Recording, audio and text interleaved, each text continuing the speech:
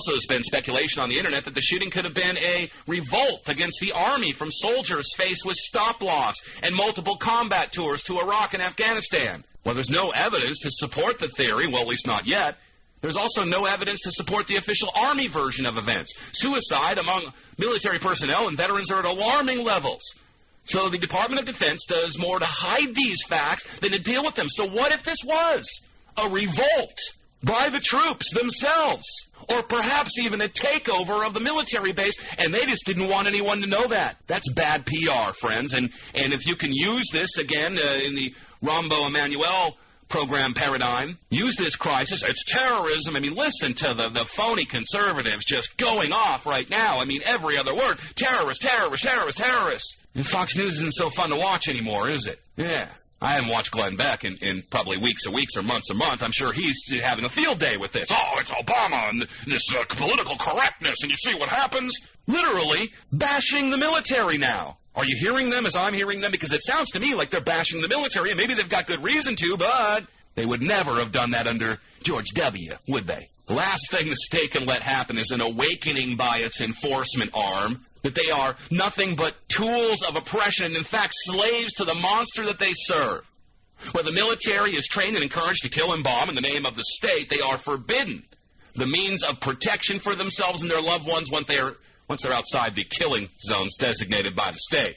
Allegedly. All is not normal inside the military community. This is not just seen in our military. Instruments of oppression in other countries are revolting as well. While it's doubtful we'll ever learn the truth of exactly what happened at Fort Hood, kind of like 9/11, we may never know. JFK, we still don't really know. We know what didn't happen. We will know without a degree of certainty that the truth will never be revealed by the Army or the media.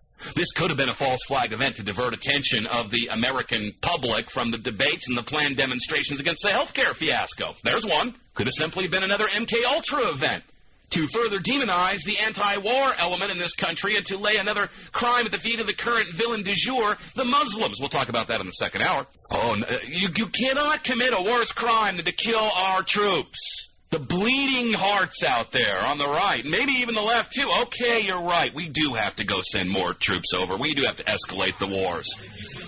We do have to give up more of our liberties. We've got to make sure this never happens again.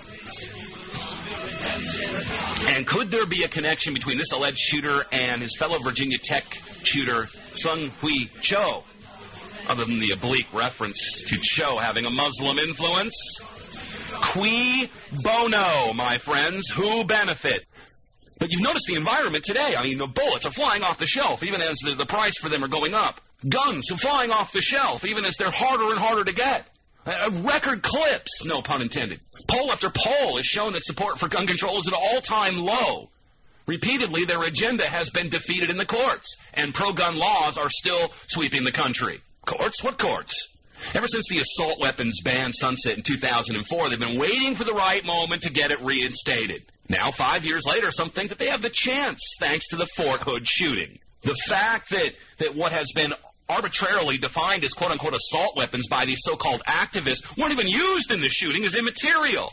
This incident is little more than a means to an end for them.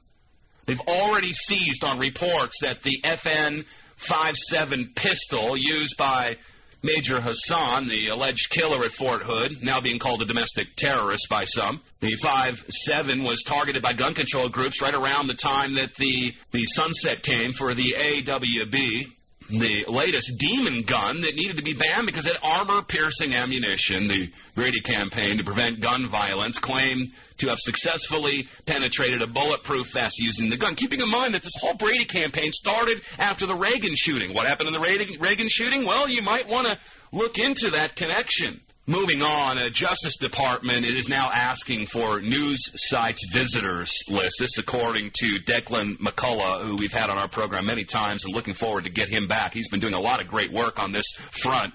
In a case that raises questions about online journalism and privacy rights, the U.S. Department of Justice sent a formal request to an independent news site ordering it to provide details of all reader visits on a certain day. The grand jury subpoena also required the Philadelphia-based indiemedia.us website not to disclose the existence of the request. In other words, here's the request. We want all of your reader visits, and don't tell anyone. Unless, of course, it's authorized by the Justice Department. It's a gag order that presents an unusual quandary for any news organization. Not so much for me. I'm going to say, in fact, please ask me, will you, Eric Holder, so I can tell you to go F yourself. Consider that already an answer. Don't even bother asking then. Christina Clare, a 34-year-old Linux administrator living in Philly who provides free server space for indiemedia.us, said she was shocked to receive the Justice Department subpoena. The Independent Media Center is a left-of-center amalgamation of journalists that advocate that, according to their principles of unity and mission statement, work towards, quote, promoting social and economic justice and for social change. Not doing such a good job at that, but then again, they probably don't know what it means.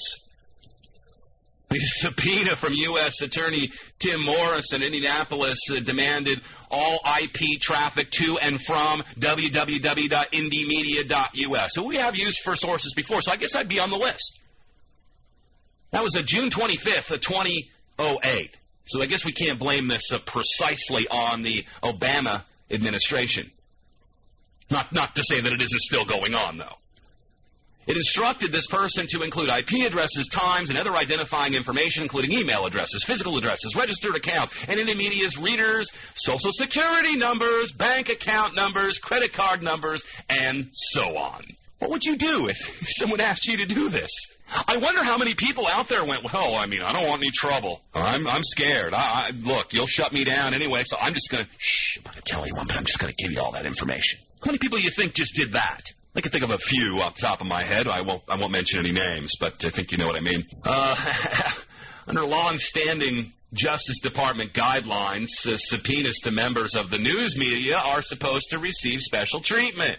One portion of the guidelines, for instance, said that no subpoena may be issued to any member of the news media without, quote, the express authorization of the Attorney General. That would be current Attorney General Eric Holder. Subpoenas should be directed at material information regarding a limited subject matter, not just, again, keeping in mind the Fourth Amendment, not just a wide variety of, we get to come in and search your entire property, we don't even know what we're looking for, but we're coming in. Here's our warrant. You have to have a specific thing you're looking for, and you have to know where to find it, allegedly.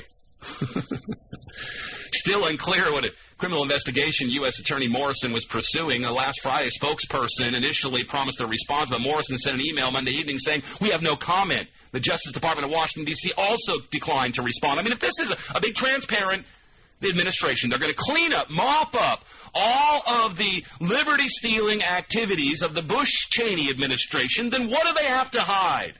I believe this is also the entire story, which would take quite a long time to go after. If you can't find it at cbsnews.com, go ahead and look for it at deadlinelive.info. The question has to be asked, if these people hate us so much for our freedoms, if they are such a threat to our national security that we have to spend trillions of dollars fighting them and give up all of our liberties, then where are they? Hello?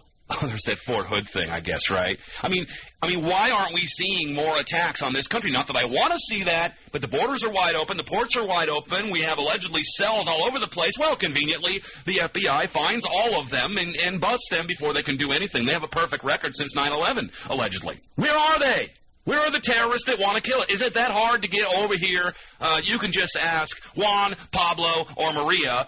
They'll tell you just how easy it is to swim across the Rio Grande, get in here, get your hands on some weapons, and start shooting the place up. Soft targets everywhere. How easy is it to get some basic raw materials, make a bomb, and you've read the Anarchist Cookbook, and just go out and blow up something. Yet none of this ever happens. The FBI, because we've given up all of our freedoms, are able to protect us in a perfect fashion, 100% protection. We've got to give them credit, right? But they just, they're incompetent on the other things, but